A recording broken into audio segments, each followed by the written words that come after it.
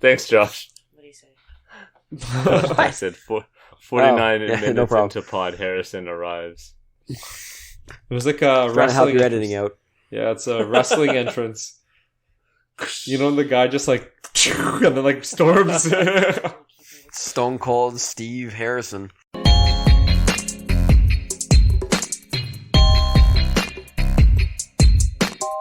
What's going on, everybody, and welcome back to the Hoops Corner. I'm your host, Peter Tran, and on the line, this guy's just... Are you in the play-in in your own house, Josh? Like, how does that work? If you're in the doghouse, are you just in the play-in, or are you punching things? Are you punching walls? Or like... No, I'm more like the Dallas Mavericks. I just tanked my way out, and now I'm in the basement. Yeah, you belong down there. The banger that paint, our residential medical expert, Rajan Walia. How you feeling? You know what? All the energy's been drained out of me. I just want to punch a wall and be out for the rest of the playoffs, but don't call me McDaniels. Okay, okay. Can we just get into this immediately then? Obviously, we know what happened in the last day of the season. The Timberwolves had this like weird issue between Karl Anthony Towns and Kyle Anderson, calling him a bitch, which is, hilarious in a lot of different levels. And then, so Rudy gets sent home at halftime, blah, blah, blah. And then on top of this, like something that just goes super under the radar, their best defender, perimeter defender, arguably their best defender, Jaden McDaniels just like punches a wall because he picked up his second foul early. I got that right? Like, he just like punched a wall out of frustration and then broke his hand? I was going to ask you guys about this. Why was he in the tunnel? Yeah, I was in between the half, and he had picked up his second foul, and I don't think he was playing well, and then he just punched the wall. Oh, I thought he went there in like the end of the first quarter. Okay. Yeah, no, it wasn't at halftime. It was, okay. I thought that he was just going back to like get something looked at. I don't know. Maybe he was trying to go to the bathroom. He was just like, man, I'm going to miss some playing time, and then boom. Yeah. In any case, for this play-in game against the Lakers, the Timberwolves are going to be missing Rudy Gobert, 1-game suspension by the team, which kind of makes sense, and Jaden McDaniels.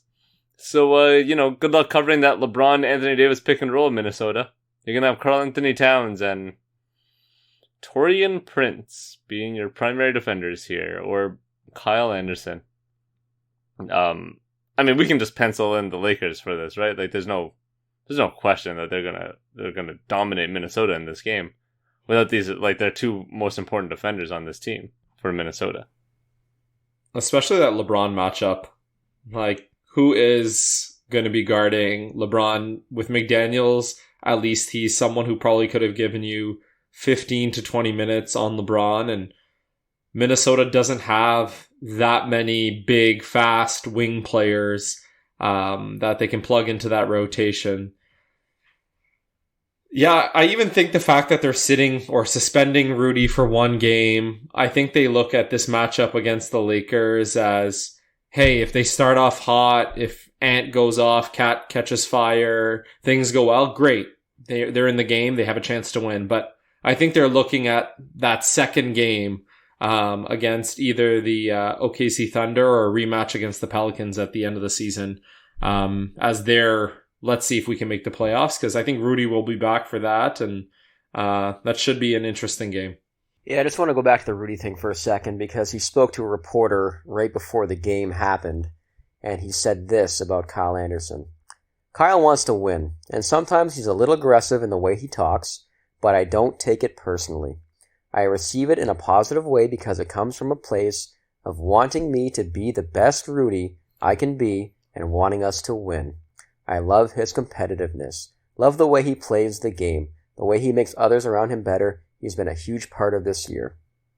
Great timing, eh? That guy's article is going to be read by a lot of people, I'm sure. It's going to blow up, but, man. Yeah, and wow. And also, there was obviously reports coming out that Rudy was playing that game injured, and I think the conversation went, block some shots, go get some rebounds, shut the fuck up, you bitch. And then proceeded to basically go into, I guess, some pushing and shoving. I don't think it was malicious by Rudy, but he clearly lost his cool. And the funniest is he had to back up and like he backed away, and everyone's trying to hold Kyle Anderson back, but like, he's slow-mo for a reason. Like, he wasn't gonna like do a quick attack. That's not his style. Yeah, I mean, Torian Prince went after him too. Torian was on Kyle Anderson's side, which is sort of unnoticed, but Torian Prince was not happy with Gobert in that moment either. But going back to the matchup, it's hard to see the Lakers losing this just based on Minnesota being down not only those two players, but also, they lost Naz Reid a couple games ago as well, and he would have been huge for them. I think he's played pretty well against the Lakers this year. And overall, in the second half of the year, Naz Reid was breaking out. So being down 3 of your key rotational pieces and, two of who are supposed to be your best defensive players, obviously, with McDaniels and Gobert. I would say if McDaniels was playing in this game, I think Minnesota would have a pretty good shot at winning because they would have the big wings and they'd have more defensive versatility to throw at, the Lakers guys in the half court. And that would probably lead to Minnesota hopefully playing less frantic defense and fouling. This is basically like the worst matchup for Minnesota because the Lakers get to the foul line better than anybody in the NBA. Minnesota, I think, fouls more than anybody in the NBA. Mm-hmm. But Gobert being out helps them in a way because the Lakers like to get on the fast break now with their new lineup. And now they can play, more forwards, which is good for their absolutely terrible transition defense. When they play 2 big guys, they just get slaughtered in transition. So that'll help them a little bit. But, if Karl Towns picks up a couple fouls in the first half or picks up 4 by the... Yeah, I mean, even in the Pelicans game, he had 4 by the 8-minute mark in the third quarter. He had a great game when he came back in. I mean, he had like 32 points. Why are we surprised? In this kind of game, yeah, I mean, it's going to be hard to stay out of foul trouble when you're playing the team that gets the most free throws in the NBA. And you're going against most likely Anthony Davis unless they really invert the matchups and play Towns on... I guess somebody else in the starting lineup. So We'll see. Most likely, I guess, yeah. This is also shaping up for the Lakers to be obviously a good matchup, but I think they're looking at if they were to win this game, they end up playing the Memphis Grizzlies, which I don't think they're batting an eye. I think this is a great matchup for them. They're just obviously... when they're firing, they're a pretty good team. And if Anthony Davis can stay on the court and play 30, 35 minutes a game, they probably have a good chance at advancing in the first round as well. So, hey, you know what? Lakers win 1 game and they have a pretty favorable matchup considering that this season they started off with Russ as their starting point guard. They had Pat Bev. They had literally no wing players outside of LeBron. But look, it's shaping up to be at least a promising postseason for them. Yeah, the Lakers might have low-key stumbled upon the best situation for them here, right? Obviously, we talked about the Timberwolves not having their 2 best defenders, lining up against the Grizzlies, who again don't have Brandon Clark or Steven Adams will most likely be out for the series as well. And then you're going, assuming that they can get past the Memphis Grizzlies, you got either the Sacramento Kings or the Golden State Warriors, both of which are small and will give up a lot of points to guys like Anthony Davis, right? So, I mean, just out of a very broad surface level look at it, it's a pretty nice schedule for the Lakers. Do we give the Timberwolves any chance in this game, or are we looking at them playing against... I don't know who you guys have between OKC and the Pellies coming up after this. I mean, I think they have at least a puncher's chance. Mm-hmm. Yeah, there you go. Well done. I didn't want to say that. It's a Rudy Gobert punch. It's like a soft, like a touch. Also, was that really a punch? Come on, was that really? It was come on, man. That's what it was, probably, if anything. It was a push. I don't know. It was like a hard push. A hard. Yeah. I mean, they can play the variance game, right? Minnesota does take a lot of threes. So that's one way they can actually stay in the game and potentially beat the Lakers because the Lakers, if you look at their starting lineup, they don't have a ton of 3-point shooting if LeBron's not shooting the 3 well. Russell's on and off, obviously, and that's one thing we haven't really talked about yet is could be a revenge game. And Beasley hasn't played that much in the last 25 games because Austin Reeves is a fucking beast. So...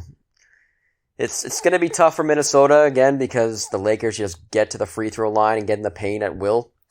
But they do shoot more threes than the Lakers, and if Towns actually stays in the game, and Anthony Edwards has somewhat near a performance of what he did last game, even though his stats didn't really, show you what he really did, especially in the fourth quarter. But I think the key to the game is Mike Conley, because he's going to have to put up at least like 20 points in the game with the lineup they have out there right now, losing three key rotational guys and not having a lot off the bench you can really rely on. And then you need like one of those bench guys to come in and give you like a big boost. Like maybe Jalen Noel comes in after sitting a bunch of games and he gives you 15 points off the bench out of nowhere. You need one guy just to come off the bench and give you something unexpected for them to win the game. Cue the Austin Rivers game. Cue it up. Yeah, you never know. Yeah. Playoff performer. I can look at this game and it just, I don't know why, but I envision what happened. Was it last year when like Karl Anthony Towns just got into a shit ton of foul trouble and barely played? Was that last year or the year before? That was last year. Last year? It was last year. I can see that happening again. Especially against Anthony Davis and LeBron attacking the rim. And he's really their only center, right? Or rim protector, given the injuries to Naz Reid and obviously suspension to Gobert. Again, it just sounds like Minnesota's like, all right, we're going to take our chances against New Orleans or OKC. Who do you guys have in this OKC New Orleans matchup? Like I don't know, we talked about it last week or 2 weeks ago, but I personally don't want to see the Pelicans without Zion. So I'm a hard pass on that team. But, I want to see Shea, man.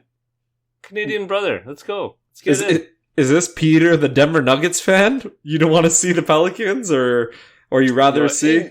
No Denver Nuggets are scared of a Zion-less Pelicans team, man. Come on. Nobody is scared of that team. I just want OKC to get some reps. I want young guys in the playoffs. Why not? Have some fun with it. You're not having any CJ McCollum flashbacks? Nah. Game 7? No, not when it was... Who was on that team covering him? Probably Barton? Will Barton. Yeah. I'm good. Out of the league. Yeah. Well, he's in the Eastern Conference play-in. But with the Raps, yeah. Yeah, but I'm not really concerned about CJ McCollum with like guys like KCP and Bruce Brown who are just gonna hawk him, right? I'm good. Chilling. Yeah. As a Denver Nuggets fan, chilling. Until the second round. Chilling. Yeah, I think the more interesting 1-8 matchup would be the Timberwolves against the Nuggets, honestly. I mean, unless the Lakers, obviously, but that's probably not going to happen. But at least the Timberwolves have some guys that you can throw at... you can't really throw them at Jokic. I just want to see Gobert get destroyed again by Jokic. But at the same time, at least you have some guys that can actually pop in the playoffs, right? You got Karl Towns, you got Anthony Edwards, you got some guys that can maybe get a game or two off Denver, potentially. I think Oklahoma City, even though it'd be fun to see Shea in the playoffs against them, they would just get absolute... Like, Jokic might put up the greatest stats ever in a first-round series against... Who on Oklahoma City? Like, who even plays center? Like Jalen Williams? The guy's like 6'7", right?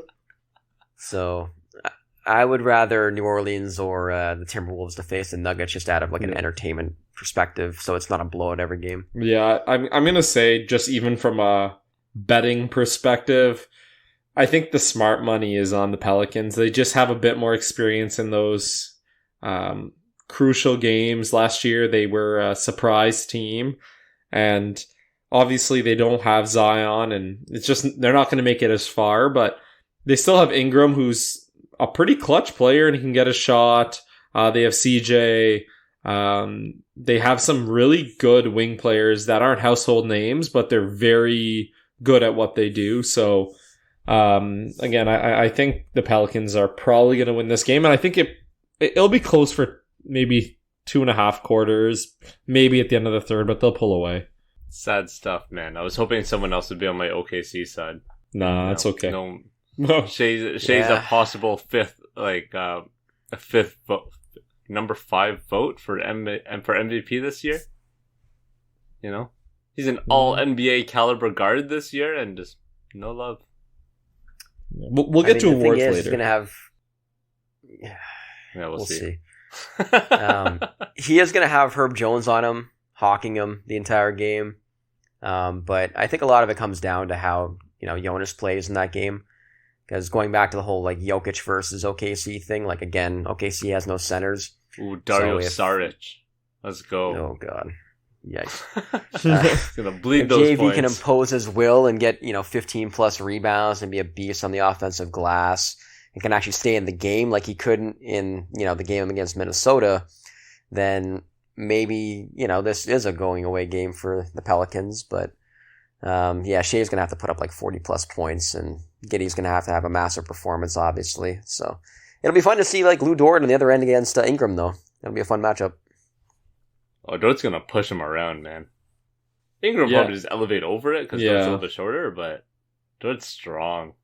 I think Dort's 6'6", but Ingram's 6'8", 6'9", even taller. Ingram's got that wingspan, man. Yeah. But Dort is 300 pounds. Yeah, but Lou Dort might actually have a negative wingspan or a 1-to-1 ratio. Yeah. I don't think Ingram is gonna get. He's getting flustered maybe, but his game isn't that much inside. It's a lot of mid-range, a lot of kind of vintage DeMar. So he gets to his spot and just elevates, so. Vintage DeMar. Okay, so what I'm hearing is Lakers and then Timberwolves in the 8th spot. Is that what you guys are thinking here? Well, if it ends up coming down to Timberwolves versus the Pelicans, honestly, you flip a coin. You are missing Naz Reid. You don't have McDaniels. Those are, I would say, depth losses. Those are probably the 6th, 7th guys off the bench for your Timberwolves. And we know in the playoffs, especially in a 1-game situation, you're really as good as your top 7. And Minnesota's down 2 of their top 7 players, right? And will that whole altercation with Kyle Anderson and Rudy Gobert distract them? Possibly. And so, I don't know. I think it's a 50-50. I will give the edge to Minnesota if I had to say. They just recently beat the Pelicans. They probably have a bit more star power, and they'll be playing at home. So that's how I'd give the edge to. Disagree. Minnesota's headed for a full flame out. I think that this is going to be considered one of the worst seasons ever by a team just based on the trade that they made and where they're going.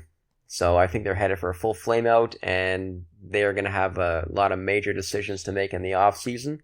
So I'm going to say the Pelicans make the 8th seed. Yep. And the Lakers make the 7th seed.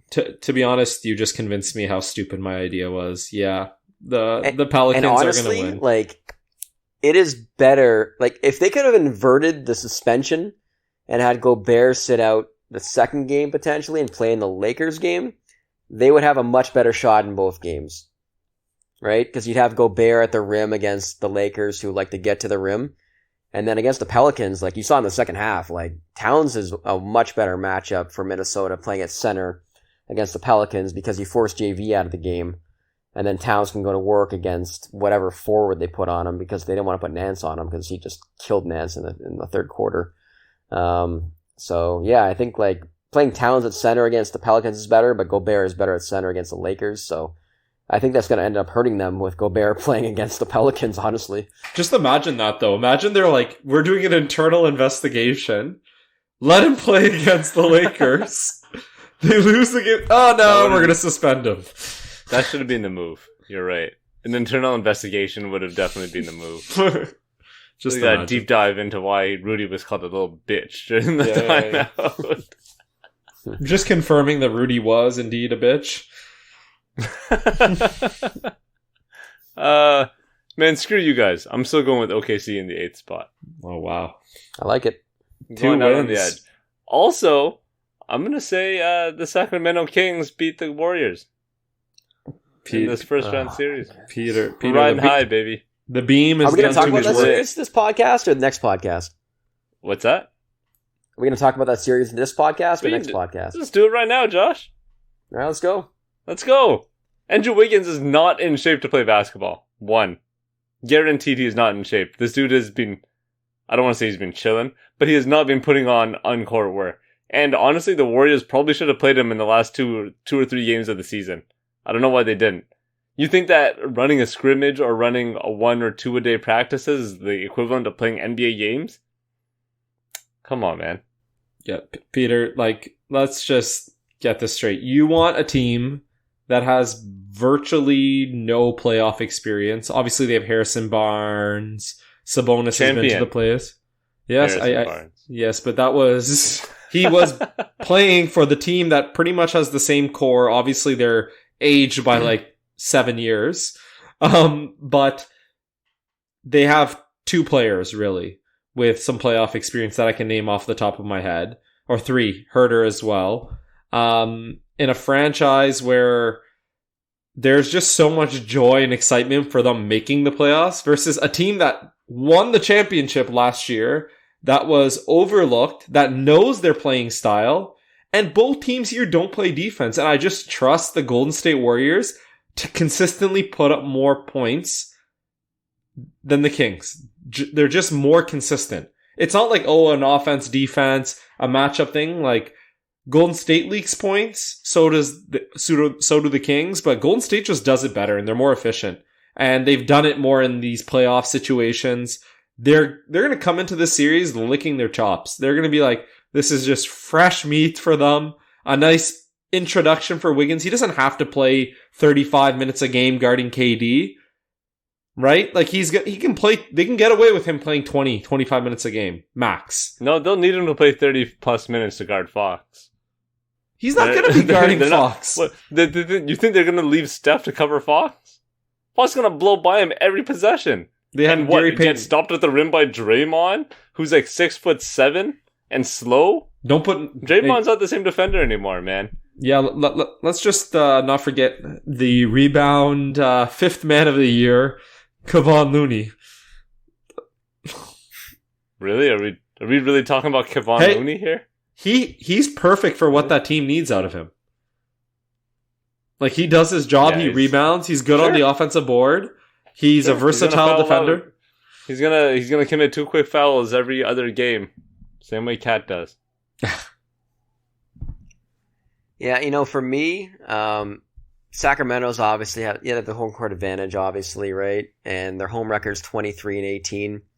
I think Golden State has a streak still from whenever the dynasty started, really, of winning at least one road game in the last 7 years in the playoffs in every single series.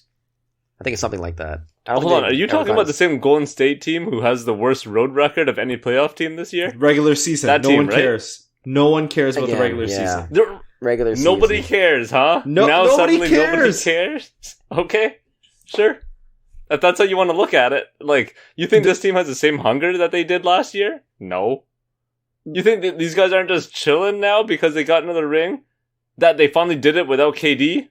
After all these years? They have doubters just like you, and that's their motivation. And it's not like nobody is doubting Golden State. That's the problem. Everyone says they're going to be a huge favorite in this series. They are guaranteed to be a huge favorite. They're the returning champs. Andrew Wiggins is like this amazing X factor that nobody in the world has ever seen before somehow. And they have all this veteran experience. Obviously, they have veteran experience. We all know about this long dynasty, if you want to call it that. But the drive isn't the same. They're still going to have Jordan Poole chucking up shots right beside Steph. Like, all these issues are systematic in the team. And on top of that, their best defender is just coming back from like a month and a half hiatus. He's not going to play 30 minutes a game, and he doesn't need to. And they're going to be fun games. They're going to be close games. I'm not going to say that Sacramento's going to shit the bed and lose by 20 every night. I think that this series could go 6 games. But I do think consistency and knowing the stage and being able to perform at that level, that edge has to go to Golden State. And they don't have to play with that pressure. Like, if they can split one of those games in Sacramento, I think Sacramento's going to feel the pressure of having to win at Oracle. And despite how bad Golden State was on the road, they were pretty fucking good at home. So you have to give the Golden State Warriors a lot of credit. They can easily win one game, shit the bed on the other, go back to Oracle, win both of them, and they're up 3-1. series is over. That's just how it's going to go down, likely. I do agree with Raj. Yeah, going back to my first point with like Sacramento being a team that was 23-18 at home, you know, as great as their home crowd is, they haven't been great at home. They've been the best away team in the Western Conference this season, which maybe bodes well, you know, when they get to Golden State. Probably not, as Raj mentioned, because it is a whole different ball game in the playoffs, and they don't have a lot of experience going into it. And it's just pretty much unprecedented to see like a really young team who has very limited experience come in and beat the champs, right? It doesn't happen very often. Like the only time I can think of that really happening was, you know, the Dallas Lakers series from way back when, but that was like a veteran-laden team, right? With a Dirk Nowitzki team that won the championship. They came in and just destroyed the Lakers in the second round. So I just can't see that happening. But if you're going to make the case for Sacramento, they do have one thing in their favor that I haven't really heard anybody bring up, and that's Mike Brown, right? You could sort of trace this back to like the Golden State Mavericks series from however many years ago it was now. Steven Jackson, Baron Davis, you know, Don Nelson led team. Like Mike Brown knows the Golden State Warriors in and out, right? So that is the only way, besides Fox and Sabonis playing out of their fucking minds, where I can see them potentially having a shot in the series, is because Mike Brown knows that team in and out. He can game plan against them and maybe somehow find something that we haven't thought of yet and turn that against Golden State, just like Don Nelson did, putting all these small forwards on Dirk Nowitzki and just completely ruining the Mavericks' offensive game plan. Yeah, face guard Steph and Clay. You can't face guard them, though. Yeah, every team's tried it and they failed. Yeah, face guard Clay. Clay's not hard to face guard. He just elevates over you, but he's not hard to face guard. Steph is obviously a different story because he doesn't stop moving. You have to get in front of him first, but and then face guard. The Kings' firepower is there, man. We keep talking about how neither team plays like much defense, but that means that means that the Warriors have to outscore the Kings in this situation that we're talking about. They just have more experience doing that, and I trust them more. I trust the players that score more because they've done it on the biggest stage in the last 7 years. Yeah, I mean, you're really putting all your trust into Steph and Clay. Let's be real. It's not that you're trusting this whole core. You're not trusting Draymond to score for you. You're not trusting Kevon Looney to score for you. I'm not trusting Wiggins, Keegan. I'm not trusting Murray to put up. Again, there's question marks. I think this matchup is probably I think less interesting than the other established matchup in the West.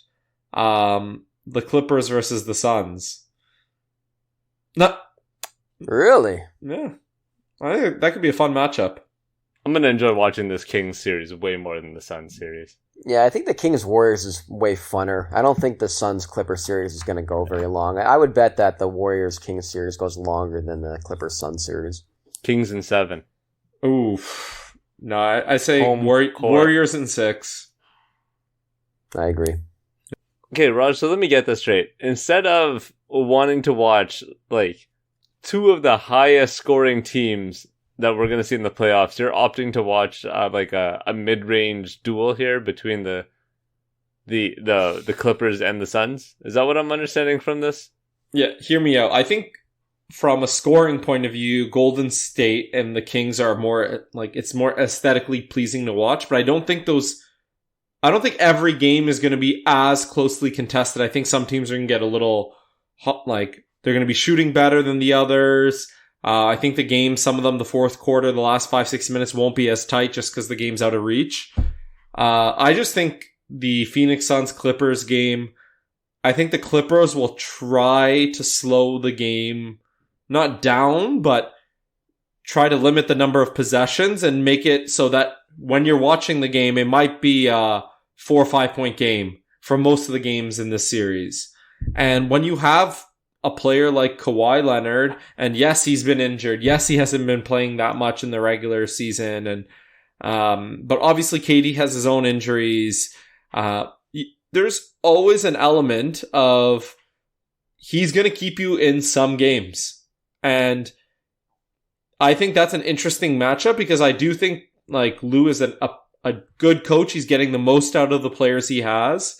And I think overall, a lot of the things that the Phoenix Suns do extremely well, the Clippers have the personnel to handle it.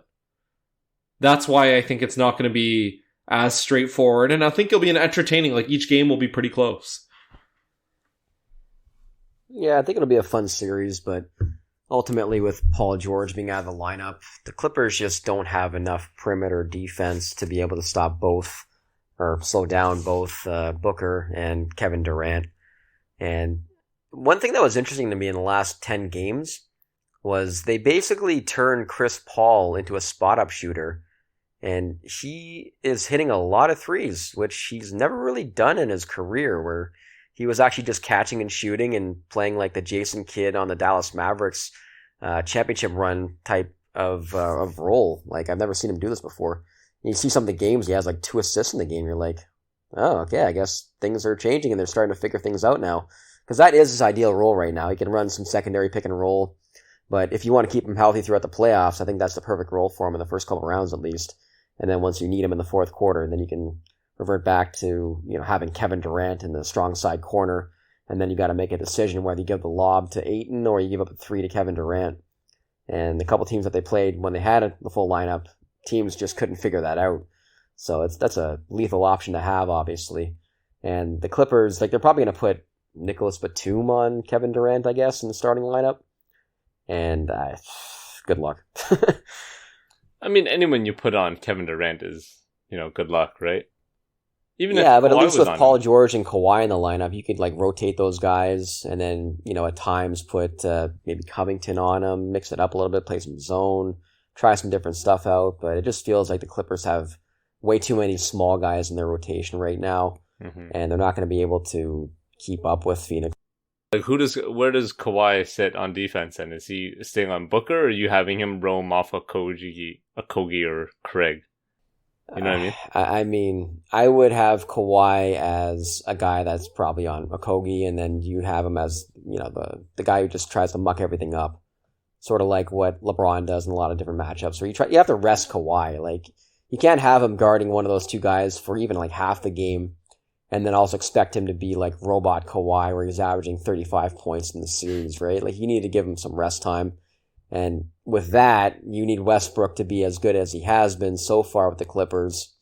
And, he's shot 49% from the field. He's shooting the 3-ball pretty well so far with the Clippers. So you're relying on a lot of things to happen in order to even stay competitive, let alone win the series. But it's just hard to see that happening. So what are the lineups going to be? I think for Phoenix, it's pretty much established.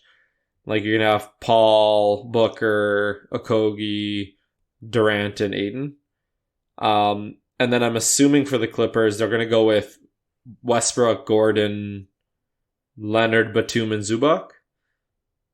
That's a starting 5. I think the closing 5, you're going to have probably Powell for the Clippers. And they do have Terrence Mann. Again, not to say that they're consistently going to be dominant players, but they have some bodies that, hey, they can play pretty well. They can kind of disrupt. They have Powell. They have enough, I think, in the backcourt. I just think they don't, that wing depth, which they were known for, unless Covington somehow returns to 2017 Covington.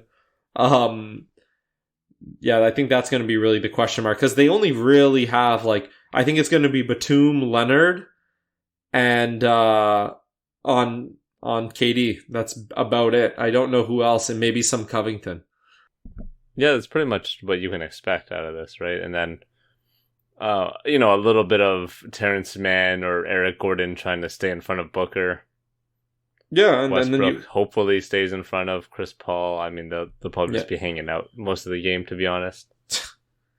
And then I honestly don't hate the matchup. They have 2 different types of bigs. I think Plumlee actually could be a good, not a good matchup, but I think him and Ayton, I think there's not a huge mismatch that, and again, Ayton's not going to take advantage of Plumlee being in the game, and he needs to be set up more. So again, I think the big thing is they obviously have to control KD and limit the bleeding there, but if the game is close and you have Kawhi, you have a chance in the game, and I think they're going to limit the games to in the hundreds. And I think the Clippers, again, have a fighting chance, probably a bigger chance than people are giving them credit for. Yeah, the hundreds is like the new 90s from 10 years ago even, honestly. But yeah, I mean, if Kawhi outplays Kevin Durant, they have a shot in the series, but it's just hard to see that happen with Kawhi having so much on his shoulders, not only the scoring load, but again, like he's probably going to have to end up guarding at least Devin Booker and then guard Kevin Durant in crunch time. And is he going to have enough energy for that? Is he going to stay healthy? Who knows? But yeah, again, like I think the Clippers are just too small overall, especially off the bench, bringing in Highland. Terrence Mann's a pretty good defensive player too, but can he guard Booker? Probably not.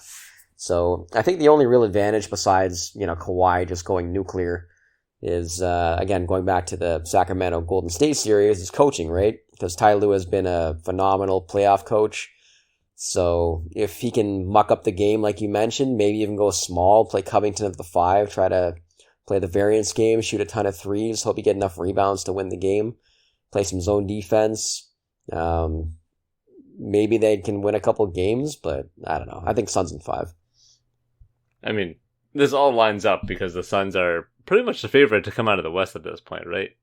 I mean, they were the favorite coming out because they caught Kevin Durant, and going 8-0 with a guy, even though it was against soft competition, it's a good, what's what I'm looking for? Predictive measure here? Yeah. Like, I think the Suns are, like, to Peter's point, I think they're the favorite. They're probably going to come out of the West, but hey, I think the Clippers will push, and it's a shame that PG's not able to play, obviously, with the injury, but I think it'll be 5 good games. That's why I'm interested, and I don't know, I like to see playoff Kawhi. You know what? Like, we just completely, I realized in the last month, we just completely disregarded the entire East. Like, the East just doesn't exist. I don't think we've talked about once the play-in teams. Because, like, there's such a big discrepancy between the top 4 in the East and any other team. Okay, so why don't we preview the 2 play-in games quickly? Yeah, like as quick as possible, please. Raj just wants to continue neglecting them after saying that we've neglected them. Yeah, what is that? What was the point of that? Disrespect. I'm just saying, like, I honestly, I don't think we've mentioned the Miami Heat in the last month.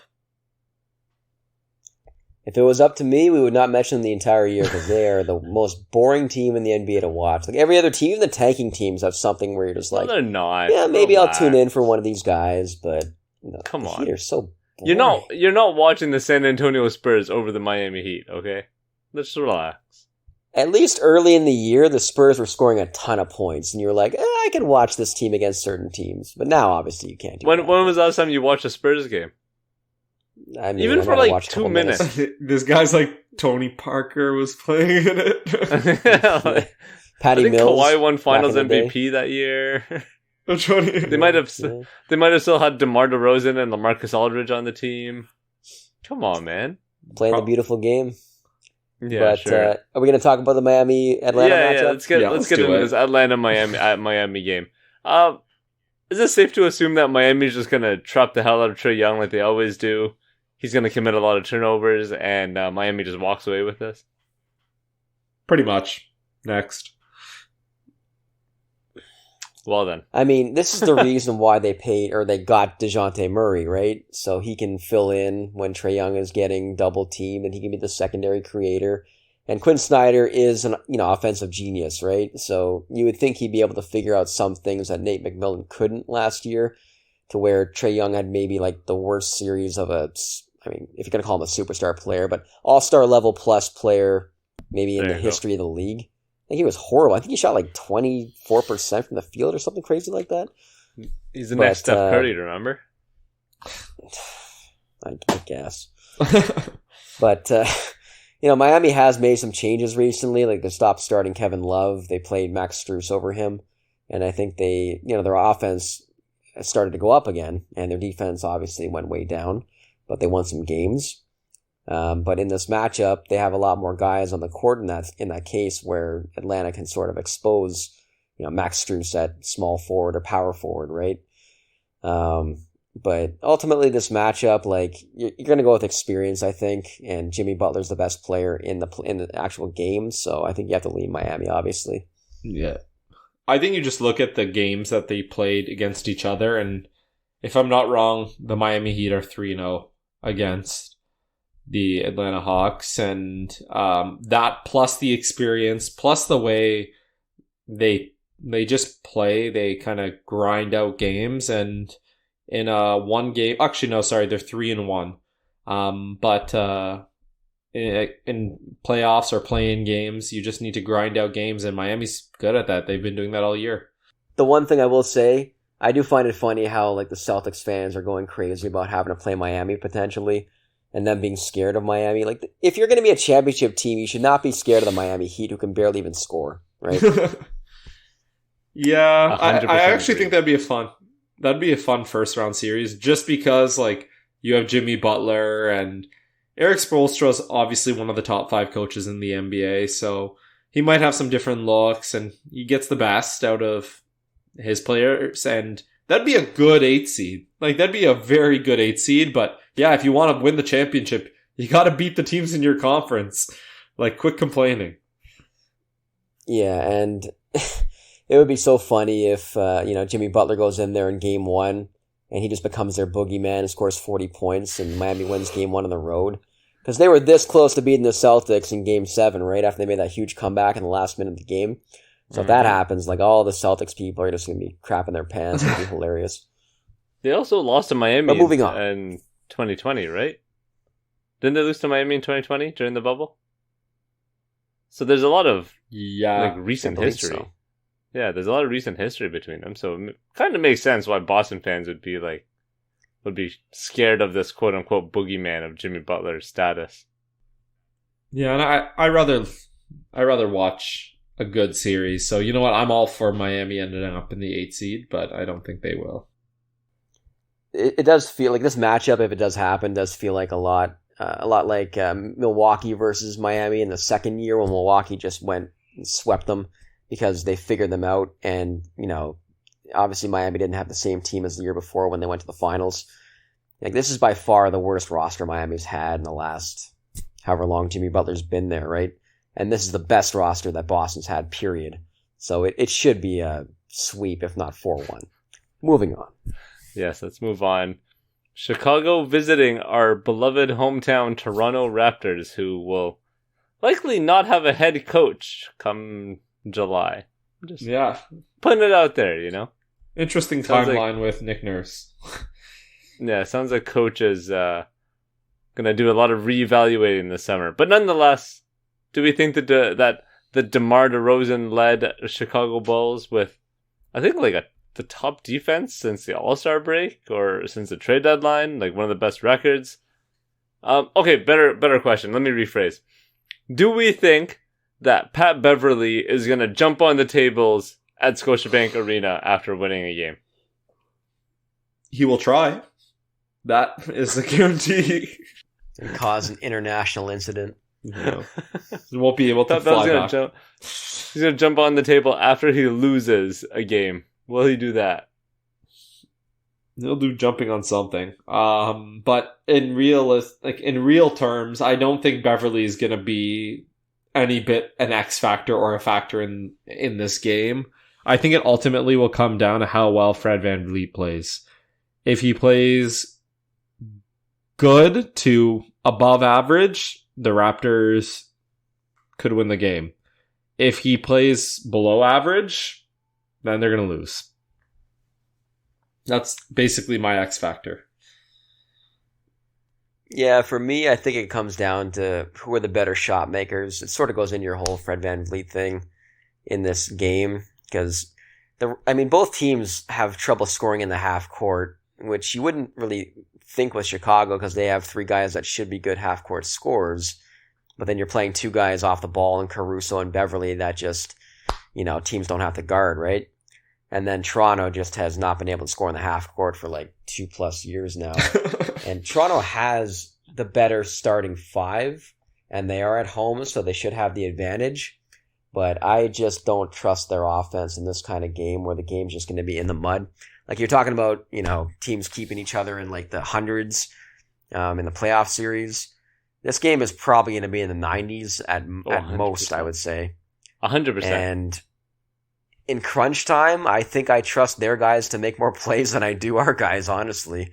And I think that, Toronto's probably the Minnesota Timberwolves of the East, where they're just going to flame out, be in the lottery, which is probably going to be a good thing for them. And I think they're going to lose this game. I think Chicago's going to win. Yeah, I can possibly, again, there's always a chance in any game. If Fred VanVleet scores more than 27 points, they have a chance. I think that's ultimately what it comes down to. It's not like a shame on Fred VanVleet, like Josh mentioned. They just aren't good in the half court. I think consistent, like you know what you're getting from Siakam. Usually a combination of OG and Barnes amounts to the same amount of points. He heard Toronto Raptors and he just had to barge right in, eh? This guy's been opening doors. Bring him on the pod, man. Let him say his piece. Anyways, so neither of you guys have the Raptors. Just because I want to see them make the playoffs. I'm going to stay with the Raptors. I would love to see them, but... Whoever wins this game between Chicago and Toronto, I think is going to beat Atlanta. It doesn't matter who it is. I think they're going to win. I hope it's Toronto because I don't want to see Chicago against Milwaukee. I think they would just be dead. I also think the Hawks versus Milwaukee would just be dead meat. Raptors against Milwaukee, they'd still bit be of dead. A challenge. They'd be awful, but at least it would be like somewhat entertaining because they have length at least. Yeah, and plus, the Raptors do have Nick Nurse, and he's thrown a lot of different stuff at Giannis the last, however many years. So, sort of like Spoelstra against the Celtics. Yeah. You can put some things into place where you can sort of muck up the game a little bit. But, the Raptors actually played Milwaukee really well in their last game, and they still lost by like 10 points.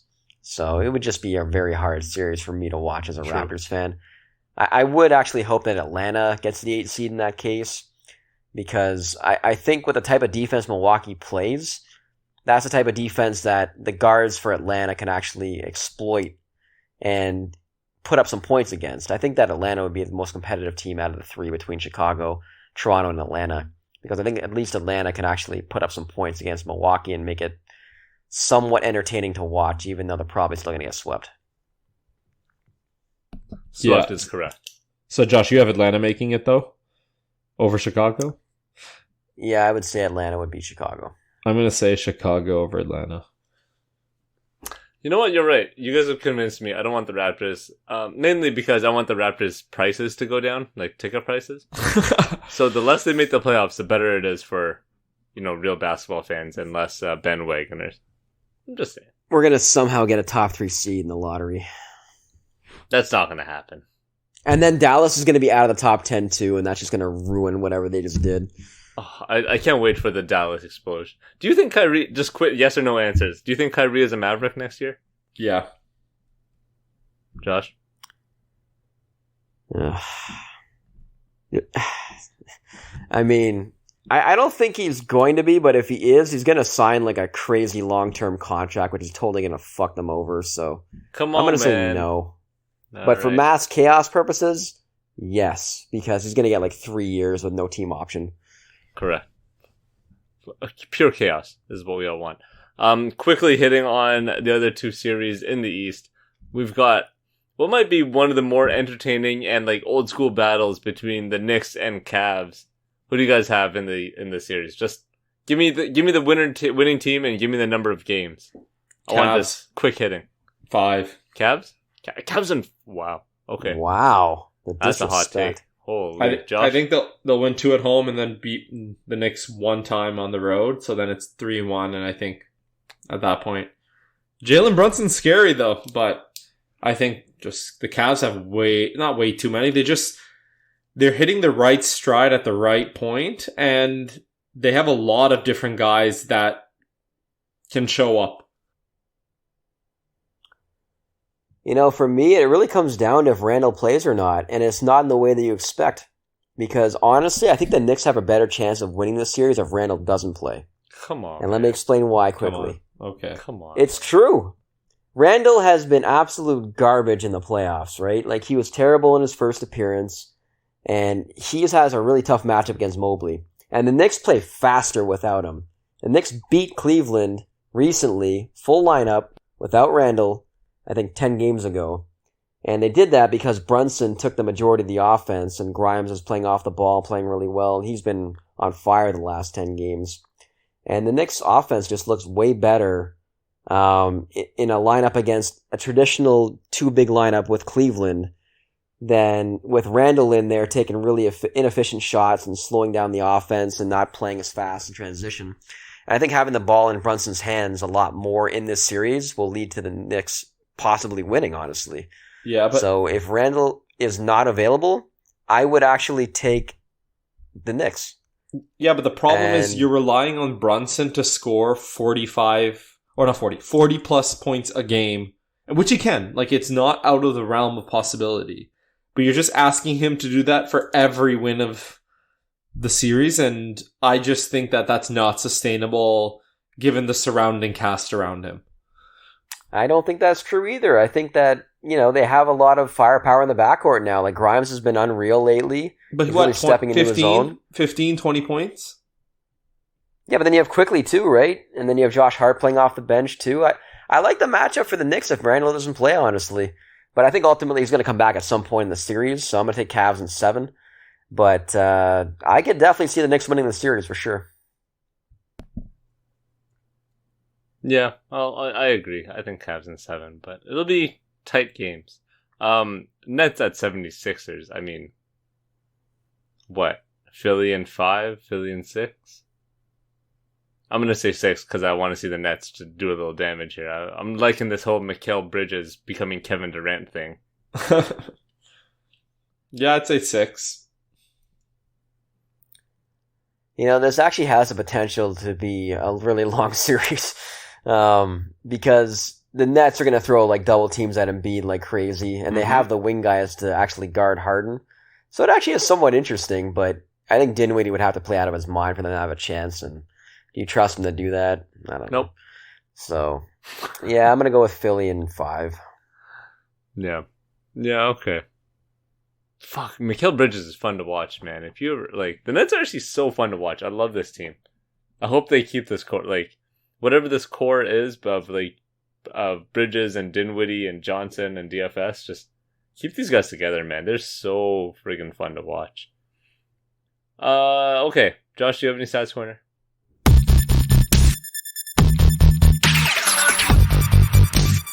Yeah, I got a bunch of things today, but we'll only go over a couple. To make this quick, can you name the highest corner three-point shooting percentages in the NBA? Minimum 75 corner threes attempted. Which players have the highest three-point percentage from the corners in the NBA? PJ Tucker. Mm-hmm. No, not on the list. He probably takes one of the most, but... You want the teams? No, give Are me a they second. really obvious? Give a few seconds Like here. Steph? No. Nope. He Clay? doesn't take enough corner. You're thinking of catch and shoot guys. Like, these guys aren't... I mean, Steph obviously is a catch and shoot player, but he mostly takes them from the wings, right? Yeah, you have to find people who are in the corners and teams that shoot a lot of threes. Like a lot. Alright, give us some teams. Denver. KCP. Nope. Porter Jr. Porter Jr.? Wow. Number 1, 55% from the corners this year. Wow. Dangerous. Nice number. Next is the Brooklyn Nets.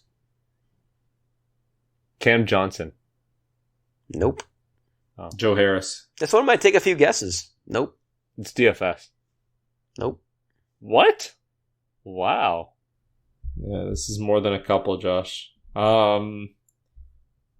Who else takes a lot of corner Do threes? they still have Seth Curry on this team? Yeah. He barely plays, though, surprisingly. Royce O'Neal? Nope. Wow. Not Bridges or Dinwiddie, I'm assuming. Oh my god, it's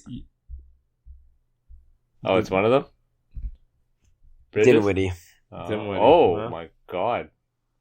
Yeah, you got a lot of corner threes, I guess, in Dallas with Luka. 52%. Sure. And next you have a Phoenix bench guy. Damian Lee. There you go. 50% from the corners. Philadelphia. Toby. no. Oh, damn. He's actually not been shooting the ball that great from the three. Oh, that's tough. The best shooter on their team. Tyrese Maxey? There you go. 50% from the corners. Oh. And then lastly, Utah. Oh. Larry Markkinen. There you go. Nice. All right. And quickly, Last one. last one. All right. Make it good. The most contested shots in the NBA this season. And these are all centers for the most part. So Centers players- or power forward / center. That contest the most shots. Yes. Total volume, not per 100 possessions. Okay, no. Total Total. volume. Go. Rudy Gobert. Nope. No, he's Jarrett Allen. Number 6. Oh, Almost. okay. Hammer him out, Raj. Brooke Lopez. Number 1, 1,300. Whoa. Yeah. Whoa. By far, by the way. Man, I'm happy to hear that he's back after his injury last year. Yeah. Bam? Nope. Giannis. Nope. Clint Capella. No, sir. I'll give you the Oh. teams. Oh, how Cleveland. Okay. Mobley. Evan. Yeah. Yep. The Nets. Claxton? They Let's attack. go, Nick. Correct. Clippers. Zubac. Yep. And the last one's easy. Utah. Kessler. Kessler. Correct. Wow. Nice. Oh, not bad, man. I love how you named the team. We just had to name the center. Basically. I was about to We're say running out of time. Yeah, I was know. about to say Simon Fontecchio for Utah, but I didn't think he would contest enough shots. That's not bad, Josh. Give me something like harder next week. I got one more for you if you want to keep going. All right, let's do it. All right. Just this was a quick one, and then we'll go to the best one for last. I'll save the best one for Ooh. last. Oh, Can you name the teams with the highest percentage of points scored by players that are 25 years or younger this season? Okay. Number 1, OKC. Number 2, actually. 91% of their points by players 25 years or younger. Damn. Houston. Number 3, 86.5%. Orlando. Number 1, 91.7%. San Antonio. Number 5, 68.6%. All the scrubs. Basically, So we're missing one team. The 4th. one team. The worst team in the NBA. Detroit basketball. 69%. Nice. And the best for last. Can you name the most efficient jump shooters in terms of points per jumper in the 2022-2023 season? So these are the most efficient jump shooters in the NBA this season. Who were the best shooters this year? All right. Kevin Durant. Number 2, 1.24 points per possession. Number 2. Wow. Mikal Bridges. No. Damn. Steph Curry. Number 1, 1.27.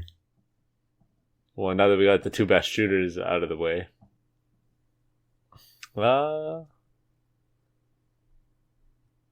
Clay? Clay can't be in it. No. No. No. He's hit the most threes this year.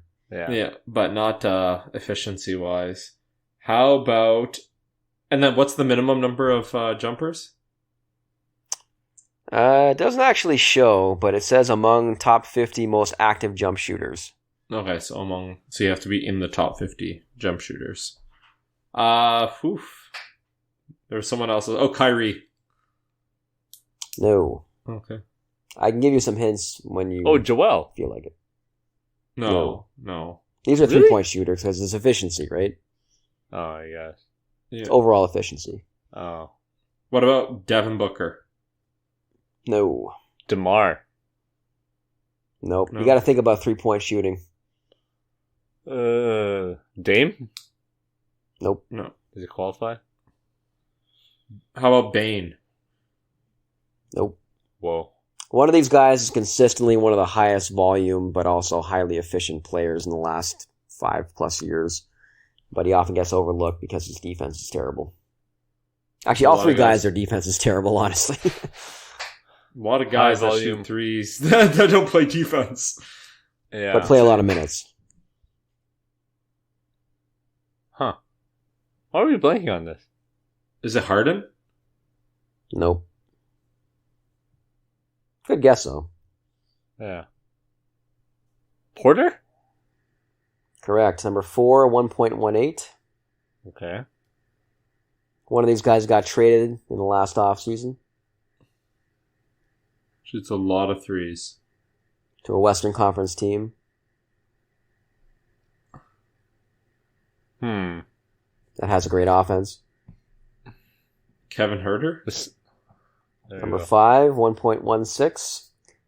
And the last guy I think got traded last year, and he's the guy that I was referring to that has consistently been in the top 5 of overall 3-point shooting in the last 5+ years. And he was traded last year? I think it was last year. Either last year or the year before. Time is flying by.